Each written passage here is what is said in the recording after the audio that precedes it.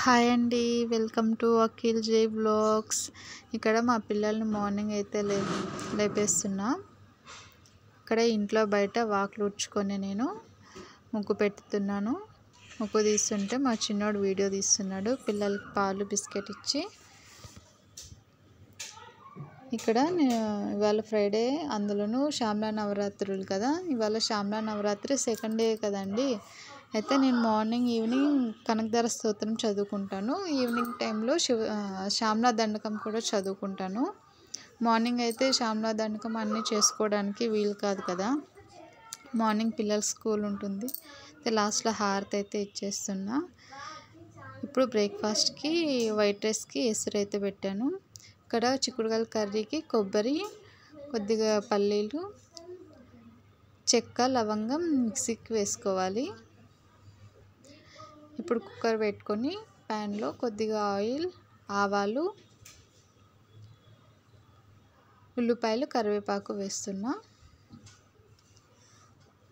ఉల్లిపాయలు, కరివేపాకు కొద్దిగా వేగినాక టమాటా వేస్తున్నా.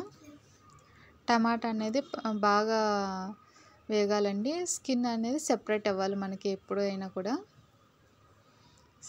ఇప్పుడు అల్లం వెల్లుల్లి పేస్ట్ ఒక స్పూన్ వేసి పచ్చి వాసన పోయేంత వరకు వేయించుతున్నా.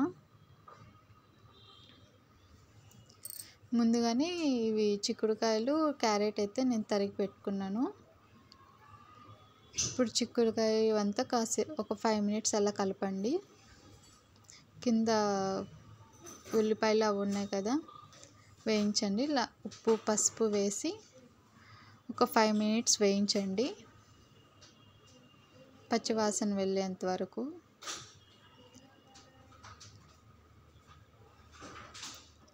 వేయించిన తర్వాత ఒక స్పూన్ ధనియాల పొడి, ఒక స్పూన్ కారం, మనం మిక్సీ పట్టుకున్నాం కదా ఇంతవరకు పౌడర్, ఆ పౌడర్ వేస్తున్నా. ఇక్కడ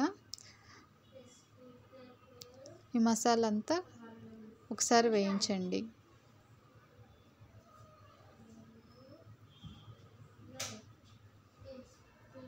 one and half glass water వేసాను. ఇక్కడ 2 విజిల్స్ వచ్చినాక ఇప్పుడు మూత తీస్తున్నా. ఇంకో మన కర్రీ కన్సిస్టెన్సీ అయితే ఇలా ఉంది. లైట్ గ్రేవీతో, మసాలా ఎక్కువ లేకుండా అయితే ఇలా రెడీ అయిపోయింది మన కర్రీ.